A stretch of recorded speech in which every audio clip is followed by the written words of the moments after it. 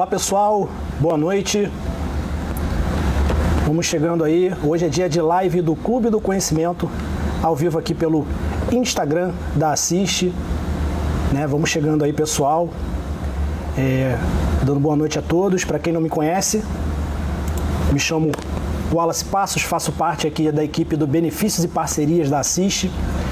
E hoje nossa live será com a temática do Setembro Amarelo, que é a campanha de prevenção ao suicídio. Vamos daqui a pouco receber aqui como convidada especialíssima de hoje a psicóloga Tatiana Brauchis, que vai aí desconstruir os mitos e preconceitos em torno deste tema tão delicado e ao mesmo tempo muito importante de estar nas pautas dos debates e conversas em torno da nossa sociedade. Então, você que está chegando aí, fica aqui com a gente, tá? E também convida aí os familiares, os amigos, porque a live hoje traz realmente um assunto importante que é importante que todos estejam cada vez mais bem informados sobre eles, E estamos aí na campanha do mês, do Setembro Amarelo, então é importantíssimo a gente trazer esse tema aqui para a nossa live do Clube do Conhecimento. Vamos receber agora com muito carinho nossa convidada de hoje, a psicóloga Tatiana Brauchis. Olá. Olá, Tatiana. Tudo bem? Boa noite. Boa noite. Tudo bem? Você quer me ouvir, me ver? Estou te ouvindo bem. Muito bem-vinda aí para a nossa live aí, Tati. Obrigada. A Tati, para quem não sabe, que é psicóloga clínica, especialista em psicologia biodinâmica. Então, Tati, obrigado por aceitar aí nosso convite. E vou deixar você à vontade aí, primeiramente, para você se apresentar melhor aí para todo mundo que está assistindo a gente aqui agora.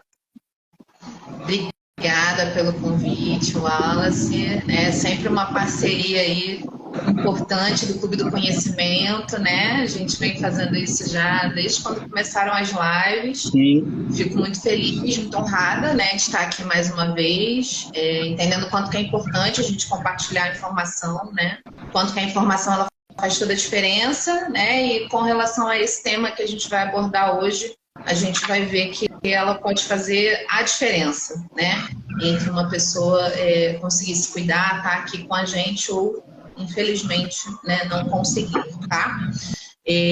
Sou psicóloga, atuo com clínica, online, presencial. Na Assiste, eu sou psicóloga do programa Vida Saudável e também estou à frente do benefício vocacional. Então, obrigada aí mais uma vez pelo convite, Vamos passar aí essa próxima hora falando dessa temática, do Setembro Amarelo, que é tão importante, precisa realmente fazer parte cada vez mais da vida da gente, Enquanto sociedade, de uma maneira geral e em especial aí na área de saúde, A gente vê desde a pandemia um aumento, dos casos de afastamento, do adoecimento, Na área de saúde a gente atende bastante isso, atende servidores, aqui, servidores da área de saúde. Esse mês é um mês, com essa relevância aí maior, então a gente está envolvido em outras ações, da associação também, relacionadas à temática. E esse foi um dos comentários, que surgiram aí, a gente vem escutando bastante nesse sentido, essa demanda, dos profissionais de saúde pelo cuidado, essa saúde mental. Sim, perfeito. Tati, como falou aí, participa do nosso programa Vida Saudável, Você que é nosso associado tem aí o direito de utilizar, então não deixe de aproveitar aí, a oportunidade de estar conhecendo melhor aqui a Tati, você que ainda não conhece, para estar participando do programa Vida Saudável. Tati, até depois pode, se quiser, falar um pouquinho melhor também do programa Vida Saudável, mais para o final da nossa live. Antes da gente continuar, Tati, só lembrar para o pessoal que está chegando aí, assistindo a gente, que essa live ela vai ficar salva aqui no IGTV do Instagram da Assiste, Então a galera que está chegando e que de repente não vai conseguir acompanhar na íntegra ou que vai querer passar para algum amigo, algum familiar, que vai achar a live interessante, vai achar importante passar para alguém, ela vai ficar salva aqui no nosso IGTV, também vai ser disponibilizado o áudio no Spotify.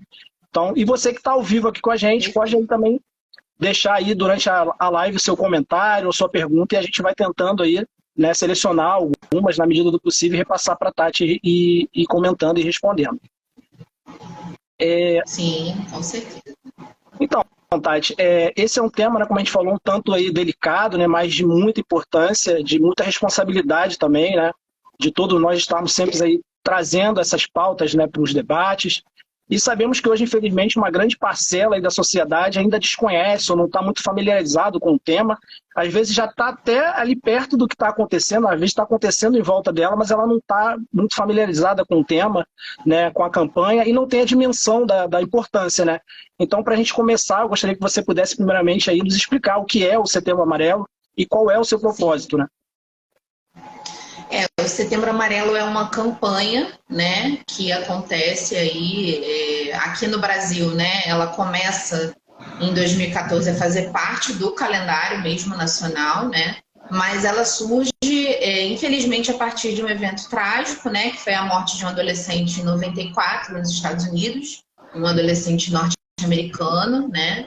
De 17 anos. Ele cometeu suicídio e aí ele tinha um Mustang amarelo, né? Ele gostava muito de cuidar desse carro, desse Mustang dele. E a família, no funeral, né, no dia do funeral, os familiares, amigos, tiveram a ideia de distribuir algumas cartas amarradas com fitas amarelas, né? Para trazer consciência à importância da saúde mental, né, na vida de todos nós. Então, é considerado aí, né, digamos, o marco histórico mesmo, né, da campanha. E aí, aqui no Brasil, quem esteve à frente, né, dessa campanha e criou, né, e colocou para fazer parte do calendário foi o Conselho Federal de Medicina, né, e a Associação Brasileira de Psiquiatria, né. Então, de 2014 para cá, ela passou a integrar, né, o calendário nacional e ela tem esse objetivo justamente de trazer consciência, né, à saúde mental, a importância da saúde mental nas vidas de todos nós, né? E a temática, né, do suicídio, né? Que é uma realidade, né? Como você falou, muitas vezes as pessoas não sabem o quanto que isso está perto, né? Está próximo, né? O quanto que existem pessoas que estão lutando, né?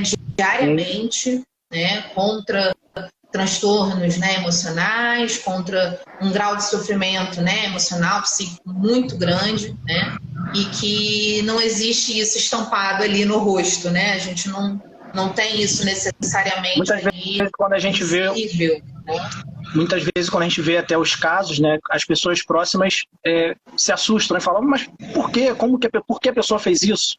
Mesmo estando próxima, não consegue muitas vezes perceber, né, o que está acontecendo. Sim, porque não tem, né? Isso não está ali estampado, né? De nenhuma maneira necessariamente, né? E a gente precisa justamente trazer essa discussão para que as pessoas aprendam também a entender, né? Tenham informação, aprendam a entender um pouco mais a respeito, né, dessa temática da saúde mental de uma maneira geral, né? E identificar alguns tipos de comportamento, né? Se colocar um pouco mais disponíveis para as pessoas que estão sofrendo, né, que elas saibam que estão sofrendo, que estão enfrentando algo, né, e que enquanto sociedade a gente possa se tornar um pouco mais acolhedora, né, a respeito desse tipo de situação, porque muitas pessoas acabam não buscando ajuda, acabam realmente passando, né, por uma situação pior e acabando chegando nesse desfecho, porque tem muita vergonha, né? Sofrem algum tipo de pressão. A gente vai comentar isso mais à frente ainda na live, né?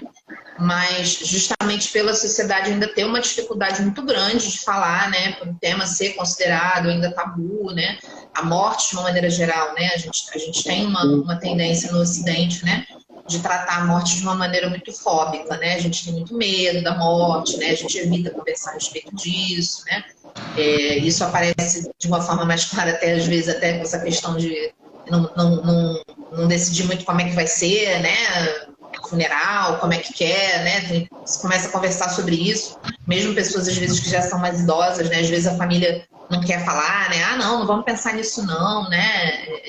E dentro da área de saúde também, né? Assim, é um tema difícil, né? É um tema difícil você comunicar a morte, né, de um paciente, por exemplo. Então, tudo isso faz da morte, né, de uma maneira geral e, em especial, a morte como algo desejado, né, que é uma das grandes questões aí do suicídio, né, um tabu muito grande na nossa sociedade, e isso faz com que, né, quer dizer, uma coisa vai alimentando a outra. As pessoas acabam, infelizmente, né, tirando a própria vida, quando não se veem amparadas, não se veem acolhidas, não sentem que há esse espaço, né, de escuta, de acolhimento, né? É o que a gente luta aí para construir. Sim.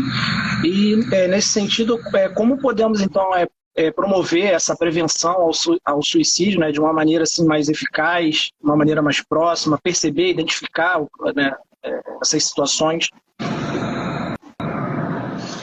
A gente tem, né, as campanhas de uma maneira geral, né, assim, que eu acho que é muito legal que a gente ouve, né, durante o mês de setembro, até a coisa do não é só em setembro, né, porque de fato não é, a gente precisa estar antenado, né, assim, procurar saber, né, as formas que a gente consegue apoiar as pessoas, né, se interessar, né, eu acho que é um tema relevante para a sociedade como um todo, né, por conta do impacto que isso pode ter na vida de uma pessoa, né, de uma família, né, das pessoas mais próximas até das pessoas um pouco mais distantes. Então, é um tema que, na verdade, interessa a todos nós, né, então é buscar essas informações, em especial, né, o site da própria campanha, né, ele fica disponível, a gente tem muito material, né, o ano inteiro, né, disponível para isso, para a gente poder estar acessando, divulgando, né, nas instituições, nas empresas, nas escolas, nas universidades, né? Que a gente promova parcerias, eventos, encontros, rodas de conversa, né? É algo que ajuda a fazer com que essa discussão ela apareça, ela seja visível, ela seja notada, né? Ela tome forma, ela ganhe, né, contornos dentro das instituições, né? E afaste esse preconceito, porque ainda existe muito preconceito, essa é a verdade. E a gente poder trazer isso também dentro dos nossos círculos sociais, né? Eu acho que hoje a gente tem um discurso muito diferente com relação a tudo isso, né? Felizmente, a gente já consegue trazer a temática da saúde mental, né, para o nosso discurso na sociedade, em termos de uma importância, né? Ou seja, já se reconhece majoritariamente que é importante, né? Que existe algo aí que tem que ser considerado, que tem que ser abordado. Mas, assim, eu acho que a coisa ela precisa sair do campo do discurso e fazer parte da nossa vida no dia a dia, né? E a gente só consegue fazer isso se a gente também se interessar, se a gente, né, abordar, se a gente, quando vir alguém, né, que está relatando alguma coisa desse tipo, poder acolher, poder se interessar, poder se dispor mais a ouvir, né, do que necessariamente falar alguma coisa para a pessoa que está dizendo que não está bem, né? Eu acho que já é uma virada de chave, né? Quando a gente consegue se colocar disposto a ouvir, quando a gente consegue se colocar disposto a apoiar. E aí, quando eu falo de trazer para a nossa vida, né? Trazer para os nossos círculos sociais. Então, é a gente poder falar sobre isso com as pessoas da nossa família, com os nossos amigos, com os nossos colegas de trabalho, né? Incentivar esse tipo de discussão, incentivar esse tipo de suporte em todos os meios que a gente frequenta socialmente. Eu acho que essas são as formas majoritárias que a gente tem de prevenir, né? Assim, formas grandes, né, da prevenção. Não, eu começo a fazer um comentário que a gente está num momento assim que a gente nunca se falou tanto de saúde mental, acredito, como atualmente, né? Eu não sei, do seu ponto de vista, se isso é a sociedade que está mais antenada para isso, ou se agora as pessoas estão passando mais por isso do que antes. Como que você enxerga, né, do seu ponto de vista? Eu acho que uma coisa que ajuda bastante é rede social, né? O meio que a gente está usando até para fazer isso agora, né? O fato de a gente conseguir trocar informação com essa velocidade que a gente faz hoje através das redes sociais, né? A importância que isso passou a ter, né? Eu acho que existe uma demanda, né? Não é só o fato de ter acesso à informação, mas eu acho que existe uma demanda, né? Essa demanda, ela está, né, se mostrando mais, porque a gente também consegue ouvir mais, à medida em que a gente vai dizendo, né, sobre a importância disso, as pessoas também vão se sentindo um pouco mais à vontade. Daí faz sentido prevenir e falar a respeito, né?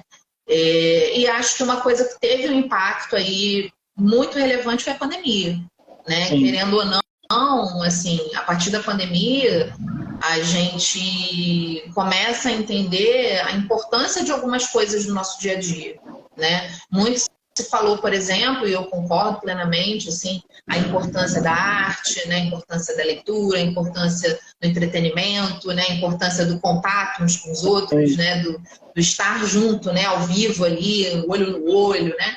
Coisas que talvez a gente, com a forma como a gente vive, né? No dia a dia, tudo muito corrido, né? Sempre muito trabalho, né? Todos nós, a correria, a ansiedade, né? Elas fazem parte mesmo da vida da grande maioria, né? De todos nós. E aí a pandemia, por motivo de força maior, a gente precisou se isolar, né? Ela tanto mostrou essas necessidades que fazem parte da vida humana, que são necessidades muito, né? Muito preponderantes mesmo, né? Assim, que vão dominar e vão dizer se a gente vai ter uma qualidade de vida, por exemplo, ou não, né? Como também deixou bastante claro o que acontece quando as pessoas adoecem emocionalmente, né? Assim, porque muitas pessoas já estavam passando por algum grau, né, de adoecimento, já tinham histórico, né, por exemplo, se viram ali em algum momento da vida, né, com transtorno de ansiedade, né, com depressão, e isso piorou, né? Então, na pandemia, isso piorou bastante. Você tem, por exemplo, pessoas que não conseguem fazer consulta, terapia online. Né? Então, imagina uma pessoa que não consegue fazer, né, esse tipo de acompanhamento sem ser o presencial, o impacto que a pandemia teve. E aí a gente consegue perceber um pouco mais, assim. Eu acho que teve esse fator, né? E aí as mídias, né? Televisão, hoje a gente tem isso sendo colocado em filme, em série, né? Em novela, né? Você tem questões de saúde mental sendo tratadas em novela, né? Já há alguns anos. Então, foi o que eu falei, no campo do discurso, né? Algo que está sendo colocado ali como importante majoritariamente a gente tem. Eu acho que o que falta é isso vir mais para o coração, né? Isso está mais no nosso dia a dia mesmo, em termos de uma atenção que a gente dá para um colega, né? A gente percebe uma mudança de comportamentos, colocar ali disponível, né? Não é você necessariamente dizer coisas, né, para essa pessoa. Olha, faz isso, não faz isso, eu fiz isso, melhorou, eu fiz isso e ajudou. Não, você se colocar disponível. Às vezes, você se colocar disponível para alguém vai fazer a diferença se essa pessoa ela vai buscar suporte, por exemplo. Né? Acreditar que existe suporte, né? Sim. Você até acredito já falou um pouquinho sobre isso, né? Mas a gente tinha até a próxima pergunta aqui, que era como lidar com o estigma em relação à saúde mental, né? Sim.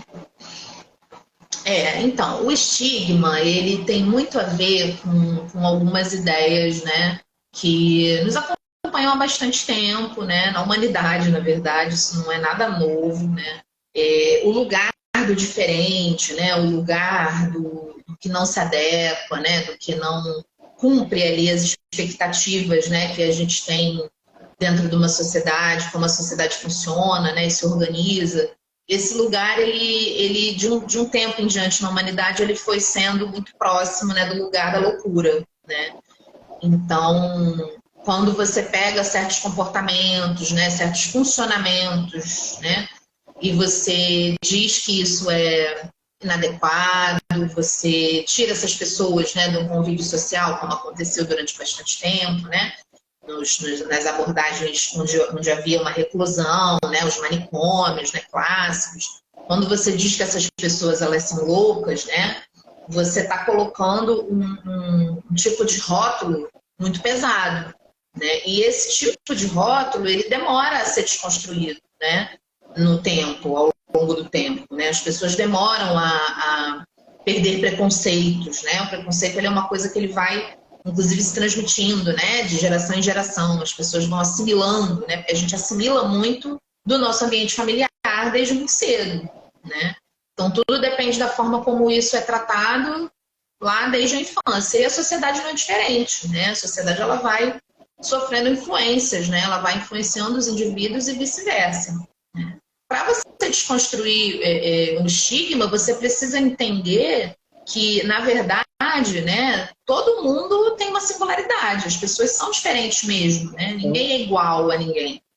Né? Existem pessoas que funcionam melhor, né, de uma forma, outras de outra forma. A gente tem, né, no Vida Saudável, por exemplo, né, um tipo de demanda que a gente atende muito, pessoas que estão com alguma dificuldade de dormir, né, que estão com um ciclo de sono e vigília trocado, né, porque dão plantão, né?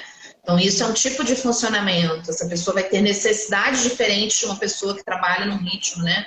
Entrando às 9, saindo às 5, né? Então, assim, a primeira coisa é a gente entender que somos todos humanos, somos todos singulares, né? A singularidade ela é uma característica, né, do humano, da subjetividade, né, do ser humano, daquilo que compõe ele em termos de uma personalidade, do mundo que ele vive, da época em que ele vive, das crenças, da identidade que ele tem, né? E que existe uma saúde, né, que está atravessando tudo isso, envolvendo tudo isso, que existem, às vezes, funcionamentos diferentes em termos até neurológicos mesmo, né? Hoje, por exemplo, se fala do autismo, se fala em neurodivergência, né? Se fala do TDAH, se fala em neurodivergência, ou seja, o que é isso? Eu tenho um funcionamento neurológico que diverge, né? Ele é divergente, ele é diferente do dito normal. Sim. Né? Então, o preconceito, o estigma, ele tem muito a ver com eu olhar para alguém diferente e colocar essa pessoa num lugar de afastamento, de crítica, um lugar moralizador, né? Um lugar que minorize, né, as questões daquela pessoa, né? Ou um lugar de medo, né, de ignorância, e aí por isso que é importante ter informação, né? Porque quando eu coloco informação, quando eu levo conhecimento para as pessoas, eu vou desconstruindo, né, esses preconceitos, esses mitos, essas ideias, né? Muitas vezes até arraigadas, né? Mas que são por ignorância mesmo, né? Porque não se trata, né, de nenhuma questão moralizante, não se trata de bem e mal, né? Não se trata de, né, aquela história da preguiça, né, da moleza, né, da safadeza, da vagabundagem, né, que tanto se falou, se fala ainda, né, com relação à depressão. Quantas pessoas, né, que sofrem de depressão, que já sofreram, já foram colocadas, né, nesse lugar aí de alguém que é vagabundo, que é preguiçoso, né, que não quer nada com a vida, e a pessoa está enfrentando, às vezes, ali um processo já de longa data, né, crônico. Pessoas que têm depressão crônica, né, em que a medicação ela vai funcionar até certo ponto, então vai tentando, né, de várias formas aí, outros tipos de tratamento, outras abordagens, e está vivendo a vida, está trabalhando, não necessariamente ela está, né, jogada numa cama, tá? Sim. Então é essa forma que a gente precisa, uma forma de mais acolhimento, né, de entender que todos nós temos as nossas dificuldades, né, todos nós temos as nossas limitações, né? Não existe nenhum ser humano que não tenha limitação, não existe nenhum ser humano que não passe por sofrimento, né, na vida. Só que aí a gente tem de diferente, né? O suporte, né? A rede familiar, o acesso a recursos, né? Que é uma coisa que também faz uma diferença muito grande. Está linkada nessa história aí da prevenção, né? Do debate, da informação, porque infelizmente é uma coisa que tem aí um recorte social também, né? Uma coisa é eu falar para uma pessoa, né, fazer terapia, se ela tem acesso a psicólogo no plano de saúde, né, ou se ela tem condição de pagar, e uma coisa é a pessoa que não tem, né. E aí ela vai precisar da rede pública, e aí a gente tem aí, né, uma dificuldade grande nos equipamentos de saúde, de uma maneira geral, de absorver essa demanda, né. Então, somos diferentes e precisamos acolher as diferenças ao invés de rechaçá-las, né, ao invés de colocar a diferença num lugar de pavor, de medo, né, de preconceito, de ignorância, né, de afastamento. Você até falou um pouquinho aí, né, em relação a enfrentar, né, esses mitos e desconstruir esses mitos e preconceitos, que inclusive é até o título da nossa live, né, Desconstruindo os mitos e preconceitos, né, em relação a esse tema. Então eu queria que você falasse um pouquinho também pra gente quais são de fato, então, né, alguns desses mitos aí mais comuns, né, relacionados à saúde mental e como o preconceito pode afetar quem está buscando a ajuda, né? Sim. Um dos mitos assim, né, mais comuns que a gente ouve, né, quando a gente fala sobre suicídio, é aquela história assim, se a pessoa ela tá falando, ela não vai fazer, né? Isso é muito complicado, tá, pessoal? Não tem nada a ver essa história de que se a pessoa tá falando, ela não vai fazer, né? Ela pode fazer sim, né? E às vezes, para ela estar falando, ela já passou por um tanto de situações onde ela falou de outras formas, né? Onde ela sinalizou, onde ela tentou buscar ajuda e não conseguiu, né? Então, né, como se fosse uma coisa assim, é para chamar atenção, né? Se a pessoa ela tá, né, dizendo que ela vai fazer isso, brincando a respeito, então ela não vai fazer. De repente Não. Deveria ser justamente o contrário. Né? No momento que uma pessoa fala isso, a gente deveria se aproximar e entender. Não, peraí, por que você está falando isso? Né? Por que Talvez... você está falando? Você está precisando de alguma coisa, né? Está acontecendo alguma coisa? Pode ser o primeiro sinal de alerta para a gente que não está ali entendendo o que a pessoa está vivendo. Né?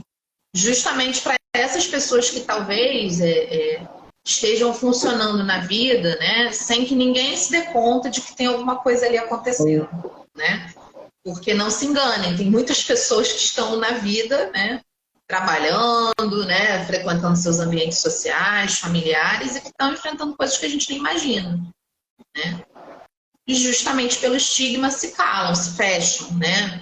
Aprendem de uma certa forma a sofrer sozinhas, né? Porque acham que vão estar dando trabalho, porque acham que vão sofrer algum tipo de interpretação, né, ruim, negativa.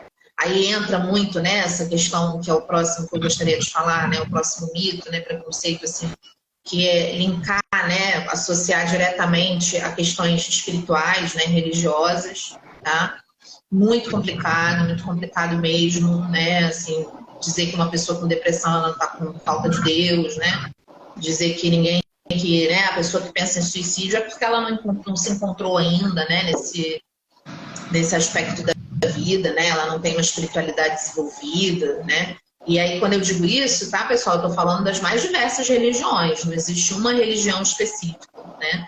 Até porque, quando a gente fala sobre o discurso religioso, né, sobre a forma como a maioria das religiões se posicionam, né, eu não conheço assim, nenhuma, né, que apoie, né, exatamente você tirar a própria vida, tá? Pelo menos das religiões, né, de base aí judaico-cristã, né?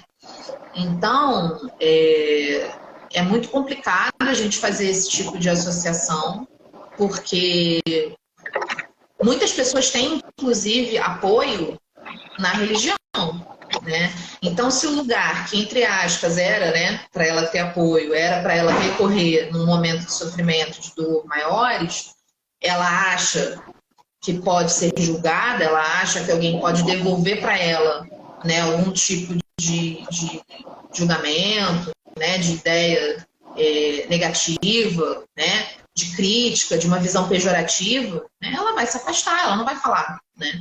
Ela pode continuar frequentando, mas ela não vai, de repente, pedir ajuda para essas pessoas, né? Então, esse é um ponto assim, muito importante que está ligado, inclusive, à ideia de moral, né? Como se houvesse assim, uma moral, né, que tem que impedir isso de ser feito. Na verdade, a gente está falando de um fenômeno muito complexo, né? Porque o que precisa ficar claro o instinto de sobrevivência, né? Ele é o nosso maior instinto natural, né? A gente compartilha ele com os animais, né? E ele é um instinto muito forte, né? Então, para que a gente possa pensar no tanto de sofrimento que uma pessoa deve estar passando para querer realmente tirar a própria vida, para desejar morrer, né? Pensa no tamanho disso, né? Anular esse instinto, que é o maior instinto que a gente tem. A gente faz de tudo, né? Para sobreviver, para evitar perigos, né? Para se desenvolver na vida. A gente vai para a vida, né? A gente batalha, né? Então, assim, se existe algo que me puxa com tanta força para não vida, é porque existe muito sofrimento, né? E aí a gente tem que falar de uma complexidade, né? De fatores que são sociais, né, de fatores biológicos, às vezes de transtornos pré-existentes, né, pessoas que têm realmente fatores de risco, né, abuso sexual, violência, né, um lar totalmente desestruturado, existe aí, por exemplo, a relação muito clara, né, com os transtornos, né, mentais, emocionais, né, esquizofrenia, bipolaridade, a depressão, principalmente não tratados, não diagnosticados, né? Porque às vezes a pessoa fica durante muito tempo sofrendo, passando por uma série de problemas mesmo, tendo a sua vida influenciada, né, de uma forma muito ruim, muito negativa, e ela não consegue ter um diagnóstico sequer, né? Assim, ela nunca conseguiu chegar no psicólogo, ela nunca conseguiu chegar no psiquiatra, ela nunca foi avaliada, né? E aí ela tem ali um transtorno que ela poderia, né, acompanhar, ela poderia cuidar, ela poderia se sentir melhor, ela poderia conviver como a gente convive com outros tipos de doença, transtornos, né, limitações na vida da gente que não vão necessariamente levar a esse tipo de desfecho, né? Então, isso é um preconceito muito arraigado, né? E o próprio preconceito mesmo, né? O próprio mito de que o psiquiatra é médico de maluco, né? O psiquiatra é a pessoa que vai ao psiquiatra porque ela já está fora da casinha, né? Ah, tá vendo? Ih, ó, o fulano ali tá tomando remédio controlado, né? Então já tratar essa pessoa como se ela fosse pior do que as demais, né? Como se ela tivesse algum problema nela intrínseco, né? Como se ela fosse menos, como se ela fosse quebrada, como se ela não funcionasse bem, né? Porque ela está indo ao psiquiatra. Na verdade, assim, o ideal é que se você, né, às vezes até está com um problema para dormir, né? Dependendo do quanto isso influencia a tua vida, você vai no psiquiatra, né? E ele vai escolher ali a melhor terapêutica para você, vai tentar, né, te ajudar a entender ali melhor, né? Como psicólogo também, para melhorar o teu padrão de sono, né? Isso vai evitar que você, inclusive, desenvolva outros problemas, que você, né, tenha outros tipos de acometimento aí na saúde, né? Porque o sono influencia de uma forma muito importante, né, a saúde. E uma outra questão também é o quanto que a morte ela desafia a ciência, né? E a medicina. A morte é como se ela fosse assim, o grande algoz, né, da vida da gente, né? A gente, como eu disse antes, a gente tem medo de falar do assunto, a gente evita, né? A gente tem, hoje, de uma forma até, eu diria, um pouco estranha, né? Uma corrida pela juventude eterna, né? Volta e meia a gente vê algum artigo científico, né? Não sei se é artigo científico, né? Mas alguma matéria meio sensacionalista, né? Falando que descobriram um gene que vai impedir as pessoas de morrerem, né? Ah, conseguiram achar lá um gene no rato que vai fazer com que a gente tenha a vida eterna, né? Fico olhando assim e falo, gente, né? O que é isso? Por que as pessoas têm essa obsessão tão grande assim, né? Pela vida eterna, né? Então a morte ela é colocada nesse lugar de algoz, né? O grande algoz, parece que é o grande, né, demoníaco, uma coisa assim que eu não quero olhar para isso, eu não quero me dar conta da minha mortalidade, eu não quero me dar conta da minha finitude, né? Quando na verdade todos nós, acho que a única certeza mesmo que a gente pode ter nessa vida é essa, um dia, né, nós vamos acabar, né? Não sei se de outras formas a gente vai estar aí, a gente não sabe, ninguém sabe, né, a princípio, mas dessa forma, pelo menos que a gente está aqui hoje, que a gente conhece, a gente um mistério. Né? Então, as pessoas se colocam, a sociedade se coloca de uma forma muito fóbica, como eu falei, né? E aí a sociedade, né, em especial a classe médica, né, a saúde, como batalha muito contra a morte, né? E é claro que isso tem muito valor, né? Óbvio que tudo isso tem uma importância muito grande, mas tem essa visão, assim, às vezes meio, né? Pô, por que essa pessoa, ela tá, né? Assim, como é que é isso? Tem tecnologia, tem tratamento, eu tenho ajuda, eu tenho cuidado, e essa pessoa tá querendo morrer, né?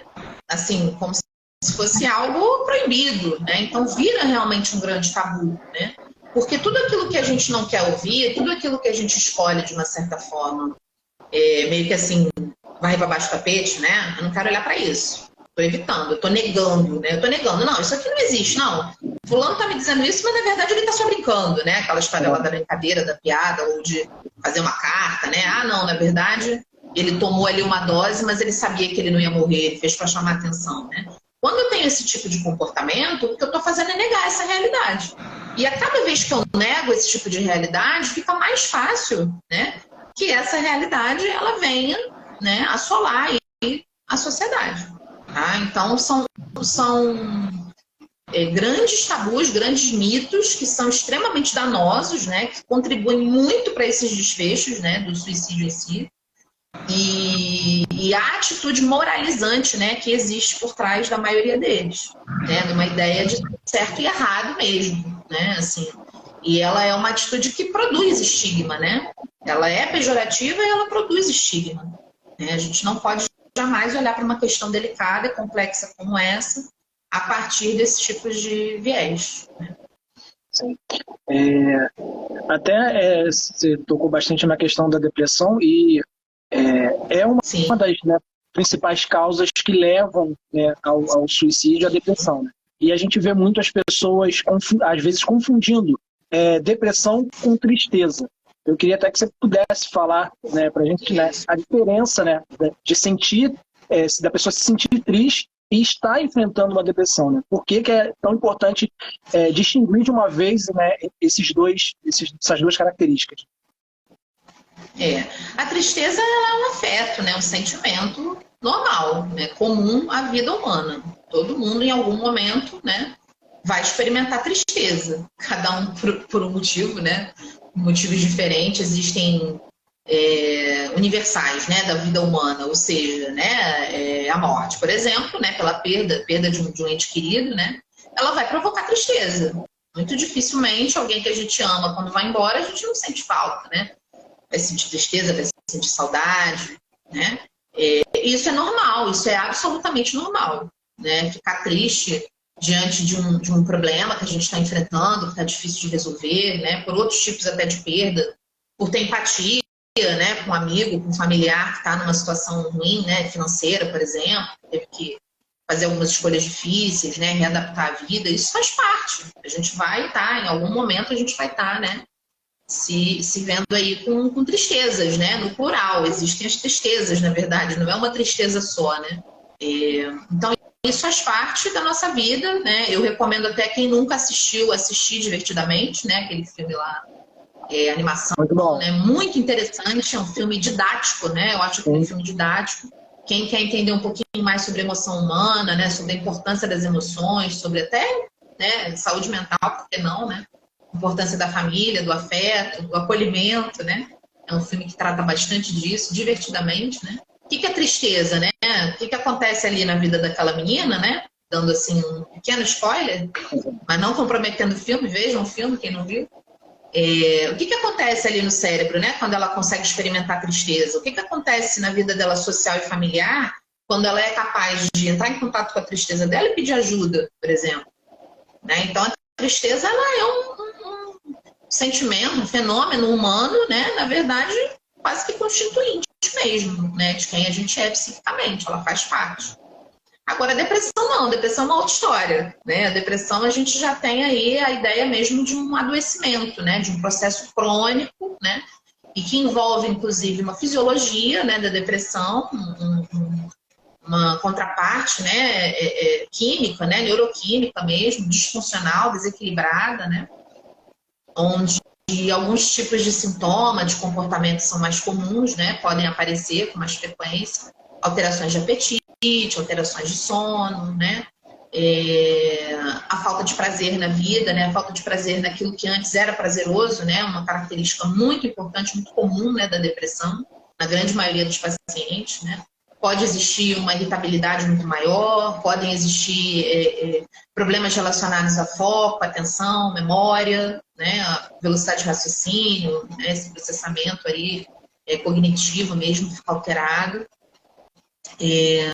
E uma visão muito cinza, né, da vida, uma visão muito desesperançosa, né, muito negativa, muito para baixo mesmo, né, um humor muito para baixo, né, muito sem ânimo, né, assim, são características aí mais comuns, né, da depressão, fora sintomas físicos, né, que podem aparecer, e aí a gente tem uma gama muito grande, muito variada, né, porque cada corpo é um corpo, então tem gente que pode sentir muita dor de barriga, né? Pode aparecer problema de pele, né? Pode aparecer problemas gastrointestinais, né? De uma maneira geral, dor de cabeça, né?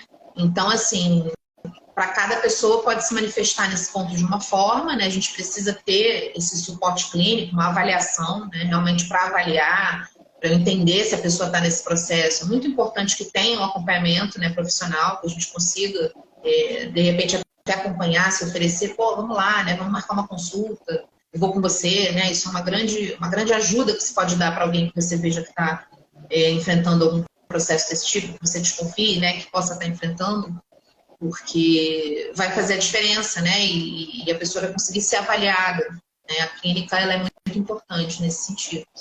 É mais ou menos isso, acho que eu não sei se eu respondi assim, alguma dúvida aí, né? A diferença mesmo entre o que faz parte da vida da gente e algo que foge aí, né, digamos assim, ao esperado, né, no sentido da saúde, né? Agora, tem uma coisa da depressão que eu às vezes falo, né, que é um caráter assim meio simbólico, né? Claro que isso não é para todo mundo, mas para algumas pessoas que a gente atende, a gente observa assim que a depressão ela vem quase como se fosse um momento da pessoa olhar olhar para ela, né? Quando existem funcionamentos, né? Onde a pessoa não consegue se ver, ela não consegue parar para descansar, né? Ela tá aquela pessoa que está sempre ocupada com tudo, ela centraliza tudo nela, ela não pede ajuda, né? Ela tem uma dificuldade de delegar, né? Ela vai somando ali, vai colocando um monte de peso, né, em cima dela mesma, consegue se divertir, né? Não consegue achar tempo para si, não consegue às vezes cuidar da saúde, está com algum problema e não cuida. Às vezes, né, isso gera realmente um adoecimento maior e a pessoa ali, ela consegue, né? Opa, né? Peraí, o que é isso, né? Então, às vezes vem como um processo de adentrar aí um mundo, né, mais subjetivo, né, das próprias questões, de traumas, de situações mal resolvidas que antes não se tinha contato, não se estava olhando, né? Então a pessoa deprime às vezes e aí na depressão ela consegue acessar isso. É uma outra forma de ver também. Eu vou agora te falar uma frase aqui e eu queria que você comentasse em cima dessa frase. A frase é: sofrimento psíquico não é igual a transtorno psiquiátrico. Isso, por quê? Porque o transtorno psiquiátrico, ele, assim, não necessariamente, né, uma pessoa que tenha um sofrimento psíquico vai ter, né, um transtorno psiquiátrico, né? Sofrimento psíquico, ele faz parte da vida, né, como a tristeza, por exemplo, seria, né, um tipo de sofrimento psíquico, né? A gente lida o tempo todo com afetos na vida, a gente se comove, né?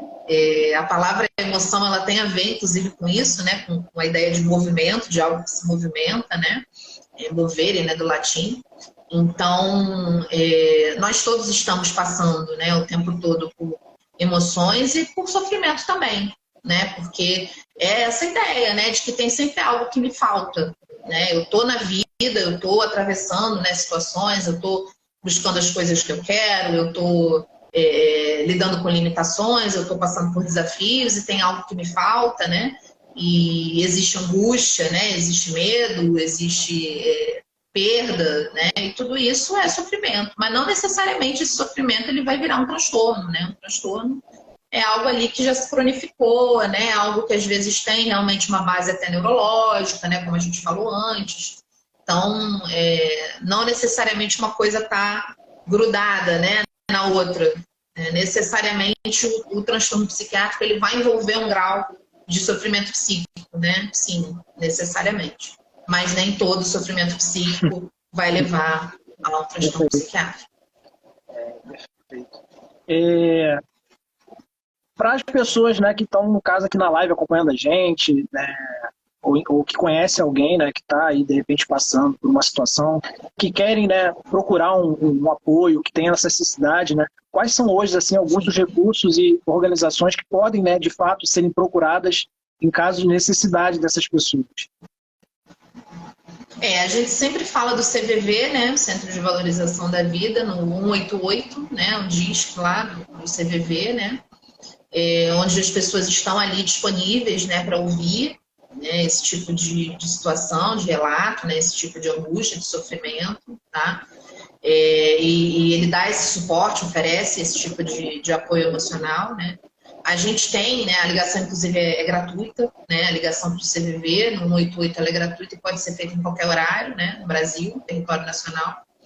A gente tem os postos, né, de saúde, essa porta de entrada, né, de todas as instituições, tem os CAPSs, né, que são os centros de apoio, né, psicológico público, tem as grandes instituições que são muito conhecidas, né, renomadas, como o Instituto Felipe Pinel, né, ali na URC, que é vinculado ao FRJ, né, a gente tem os profissionais de saúde mental, de uma maneira geral, né, sejam eles dentro dos planos de saúde ou que atendam particular, né? Muitos profissionais atendem particular e fazem também, né, algum tipo de clínica social. Isso foi uma coisa que aumentou também bastante, foi um reflexo aí da pandemia, né? Na pandemia, muitos profissionais da área se propuseram, né, se uniram em grupos, né, coletivos e passaram a atender com clínica social, né, ou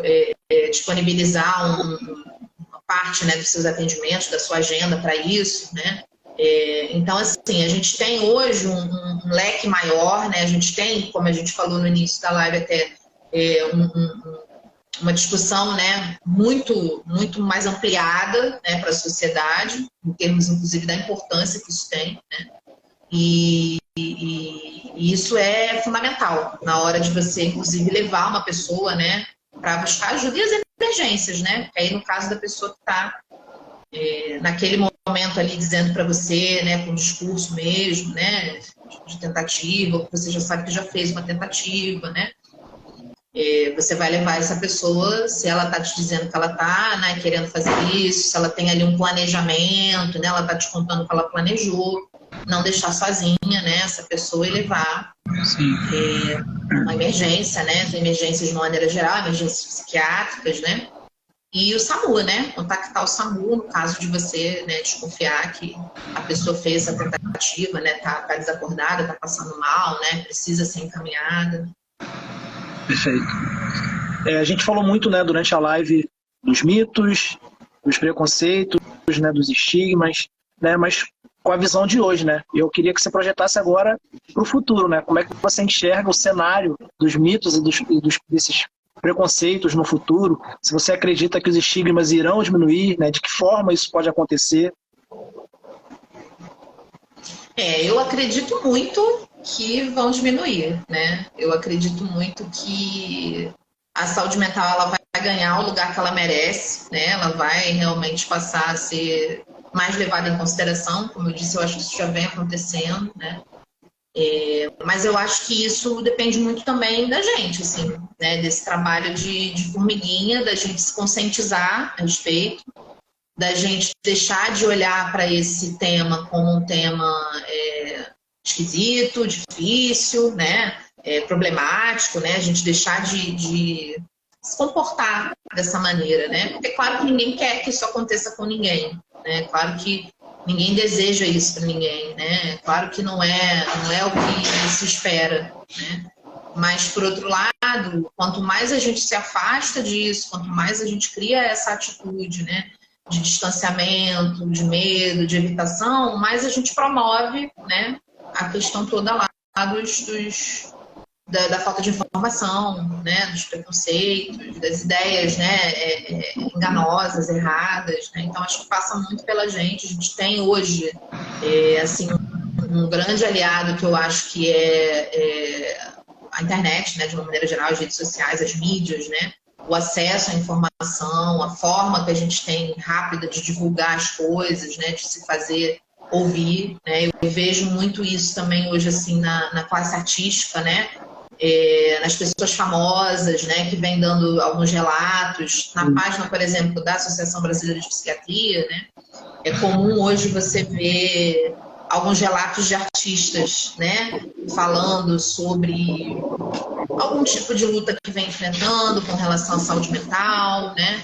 Recentemente a gente teve, se eu não me engano, foi a Letícia Sabatella, falando sobre a descoberta dela tardia, né, do autismo. Ela descobriu agora recentemente, né,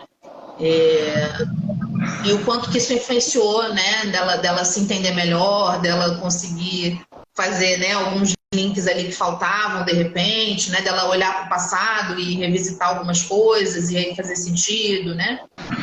Então eu acho que à medida em que essas pessoas, inclusive, que são pessoas públicas, né, elas se colocam, né, e elas falam da própria experiência, né, elas dão algum tipo de contribuição nesse sentido, isso contribui de verdade, né, isso gera um questionamento, né, até no sentido assim, pô, essa pessoa ela é rica, né, ela é famosa, ela é bem-sucedida e ela sofre, né, olha só, né, que coisa, né, ela é humana, ela é de carne e osso, ela também tem depressão, né, ela também tem autismo, ela tem esquizofrenia, né.